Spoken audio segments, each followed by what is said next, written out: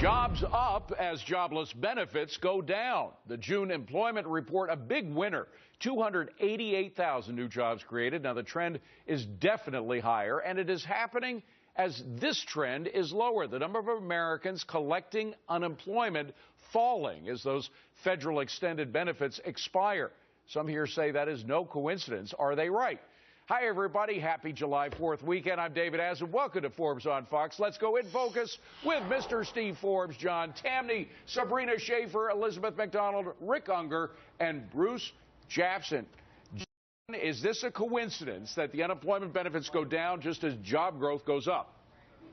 No, there's a very obvious correlation, and there is because incentives matter. If you know you're going to get a check from the government, whether you're working or not, there's necessarily less urgency on a sunny day or even a rainy day to go out and look for a job. And the other thing that's got to be stressed here is that unemployment benefits make it more expensive for businesses to hire you.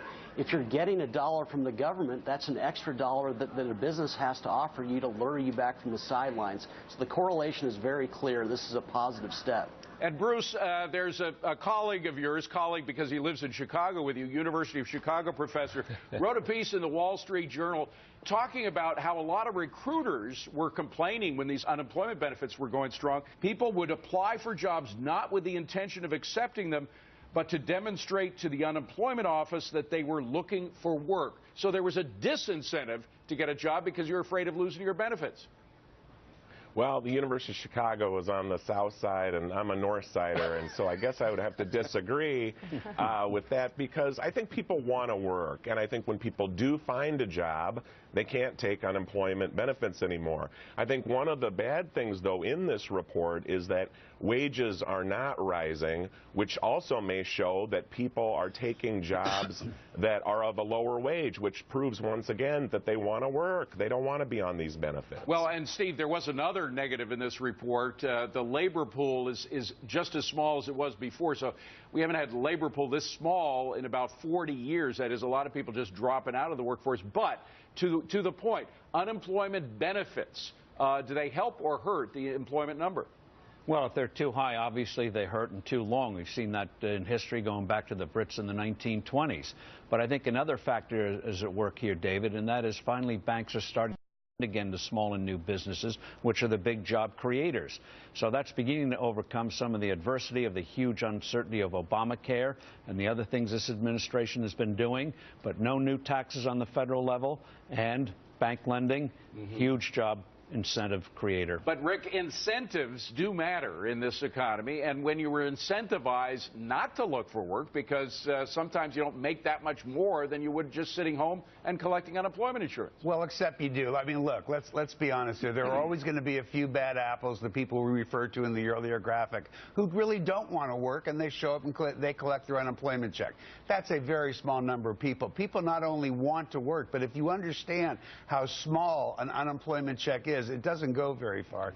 The trick to getting people working again, create jobs that will put them in there. So I don't think we can draw that line. Well, Emac, it's true that the unemployment checks are not that, but you add up all the various employment benefits or the unemployment benefits that have been offered by the government since President Obama came in, and it does add up. Yeah, because the incentive is if you get a job, that means your income goes up and you can't get the benefits. So, you know, but when you look at what happened in states like North Carolina, South Carolina, and Georgia, when they cut jobless benefits, yes, a big bunch of people did get jobs, but more people went on food stamps and disability and welfare. So there's a trade-off there when you cut benefits. But I'm not talking either way for or against. I'm just giving the data. I understand, but Sabrina, there does seem to be a connection, doesn't there? Sure, and we know from reporting that the Washington Post has done that there are literally Washington employees who are going out and trying to sell things like food stamps to people who simply don't need it, but they accept it because it's free. Look, when I looked at that jobs report, the thing that struck me are two different numbers. One was that 12% number. Those are people who are working part-time but want full-time work. To me, that says that's the real problem. We have a lot of people who want better work, but they simply can't get it, and employers aren't aren't adding hours. And the other number that concerns me is that 74%. That's the number of people, according to a Fox News poll, that said that they still feel that the recession is impacting them. So I think that actually we should clarify that was in January when we literally were contracting. Remember that first quarter was just awful, and we were contracting. But Steve, what about these part-time employees? The quality of jobs isn't that great this time around, is it? No, it isn't. That's because the business investment has been lagging, innovation's been lagging because of the huge barriers put in the way by government.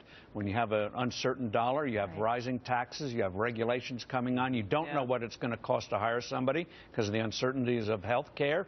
You add it all up, it's amazing we're doing as well as we are. And John, we talk about incentives. There's also another negative incentive we haven't talked about. The government programs make it easier for companies to fire people, because in the past they would try to take care of people's insurance and other things when they were unemployed. Now the government takes care of that, so it's easier to fire people. Yeah, well, it's got to be stressed that unemployment is a creation of government. It always is, because they're putting up barriers to the investment and the kind of productive activity that would lead to job creation. But I want to stress, I agree with Rick that Americans do want to work. And so we've got to get back to Steve's point that if you do remove these barriers, if government spends less of it, tax less, there will be more capital flowing into new ideas and better jobs that I think people will want. Emac, go ahead. And the tone and the tenor coming out of government is so bad. The shrill, negative absolutism that they can stage manage the economy. Ronald Reagan inherited a terrible banking collapse. Citigroup was on the verge of collapse in 1981, and a terrible recession. But somehow he managed to grow the economy 4.5%, 5% a year. How did he do it? Optimism is a force multiplier. He had tax cuts and he did deregulation. Well, and Sabrina, great, but that's to Emac's point, we just had the president on Friday in an interview with MarketWatch saying, I'm the president now, we have to continue to see how we can rebalance the economy sensibly. So he's continuing to talk about the government balancing and rebalancing things, which hasn't worked out too well.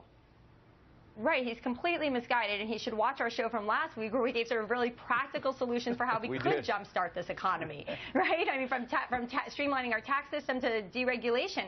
The bigger problem here is that I think Emac is right. We all want to help people who are in need right now. The fact is, though, that the government's way of helping is actually creating more of a problem. It's creating disincentives to work. It's creating more incentives for employers to lay people off. We should help people, but these mortgage programs and the food stamp programs and the unemployment insurance are actually backfiring on people. Let me speak out for gridlock for a moment here, and Rick, I'll go to you on this, because the fact that the Democrats and Republicans can't agree on anything means that certain programs do expire, like the federal unemployment. It expired on January 1st of this year. We see the economy improving. Maybe the less the politicians do inside the Beltway, the more the economy will recover on its own. Yeah, I'm not so sure about that. I think the jobs figures seem to indicate that, don't they? Well, eventually it is going to recover on its own, but I think it could have happened a lot quicker. But let me say... no, hold on a second. John Tamny just trumped you by saying David is right. John Tamny, go ahead. Go ahead, John. I was about to compliment him. All right, go ahead. Finish your comment, then we'll go to John. Because I'm keeping count, I want to note that that's 2 times in 2 weeks that Tamny has agreed with me. But I'm going to pay it forward to Lizzie, because Lizzie said something that is absolutely right.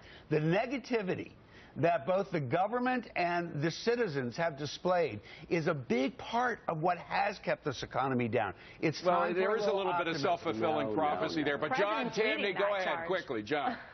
Investors love certainty. Gridlock is certainty, and with gridlock you get job creation as a result. Let Washington stay silent.